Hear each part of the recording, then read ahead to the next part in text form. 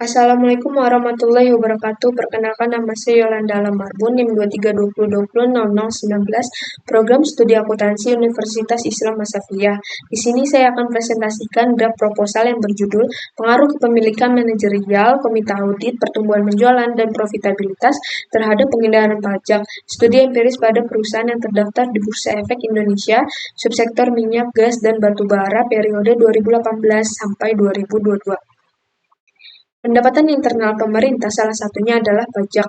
Pada tabel 1 di sini ada realisasi penerimaan negara tahun 2016 sampai 2020 yang dapat disimpulkan pada tahun 2020 penerimaan pajak negara mengalami penurunan.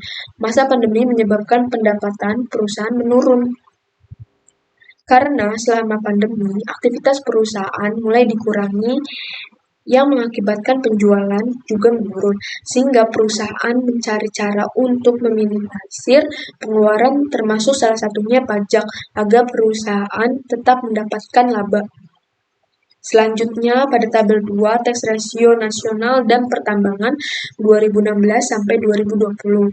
Yang dapat disimpulkan, penerimaan pajak dari sektor pertambangan cukup kecil jika dibandingkan nasional.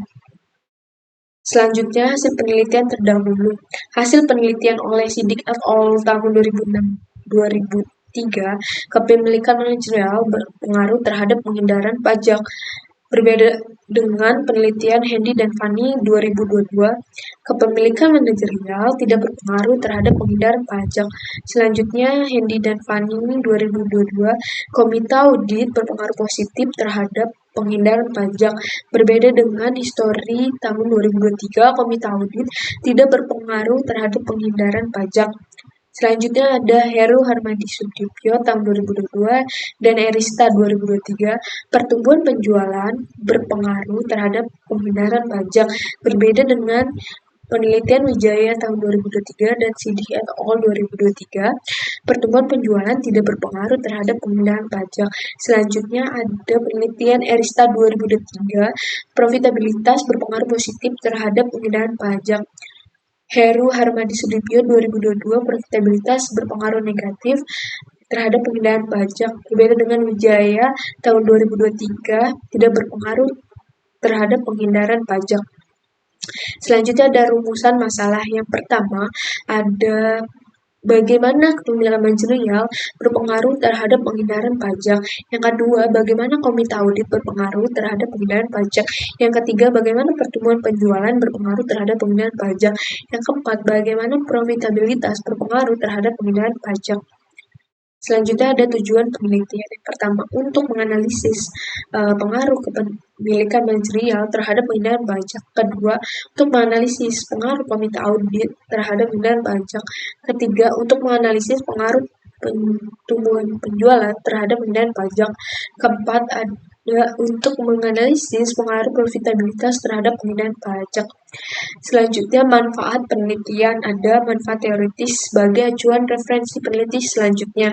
Ada juga manfaat praktis bagi peneliti, bagi perusahaan, dan bagi pemerintah. Selanjutnya, tinjauan pustaka. Teori keangenan dan teori agensi menurut R.R. Supriyono halaman 63 tahun 2018, yaitu hubungan kontraktual antara prinsipal dan agen. Dalam suatu perusahaan, teori agensi ini cocok untuk menggambarkan praktik penghindaran pajak karena teori ini melibatkan banyak pihak yang terlibat yang mengakibatkan kompleksitasnya menjadi tinggi.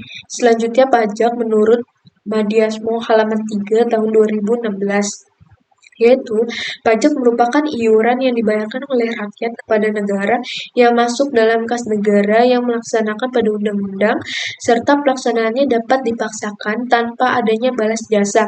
Iuran tersebut digunakan oleh negara untuk melakukan pembayaran atas kepentingan umum. Selanjutnya, penghindaran pajak menurut Halim et al. Halaman 8 tahun 2014 menjelaskan bahwa praktik mengecilkan pembayaran pajak merupakan aktivitas rencangan perpajakan di mana perencanaan tersebut bersifat legal. Dalam artian tersebut tidak melanggar batasan sesuai ketentuan perpajakan yang berlaku. Selanjutnya, pemilikan manajerial menurut Sudana halaman 4 tahun 2015 menyatakan bahwa kepemilikan manajerial adalah pemegang saham dari pihak manajemen yang secara aktif ikut dalam pengambilan keputusan. Selanjutnya, Komite Audit menurut Badan Pengawas Pasar Modal SE-03 garis miring PM garis miring 2000. Komite audit adalah suatu komite yang sedikitnya terdiri dari 3 orang, diketuai oleh komisaris independen perusahaan dengan 2 orang eksternal yang independen terhadap perusahaan, serta menguasai dan memiliki latar belakang akuntansi dan perpajakan keuangan. Pertumbuhan penjualan menurut Rudianto, halaman 220 tahun 2015. Pertumbuhan penjualan adalah peristiwa di mana perusahaan mengalami laju pertumbuhan pada transaksi penjualannya dibandingkan dengan tahun sebelumnya. Selanjutnya, profitabilitas menurut Mamdu dan Halim, halaman 81 tahun 2016. Profitabilitas adalah rasio yang digunakan untuk mengukur kemampuan sebuah perusahaan dalam menghasilkan keuntungan pada tingkat penjualan aset dan modal saham tertentu. Selanjutnya ada hipotesis, dengan adanya kepemilikan dari pihak manajemen diharapkan bisa menyelaraskan kepentingan antara pihak manajemen dan kepentingan pemegang saham. Hal ini dikarenakan seorang manajer akan lebih termotivasi untuk melakukan tindakan yang menguntungkan perusahaan dibandingkan kepentingan pribadi. Ya, maka dari itu H1 kepemilikan manajerial berpengaruh terhadap penghindaran pajak. Selanjutnya, Komite audit bertugas menganalisis kebijakan akuntansi yang dipakai oleh entitas perusahaan, mengukur internal kontrol, menaikkan kredibilitas laporan keuangan yang dibuat manajemen, menganalisis external reporting system, dan ketaatan kepada hukum. Maka dari itu H2 Komite audit berpengaruh terhadap penghindaran pajak.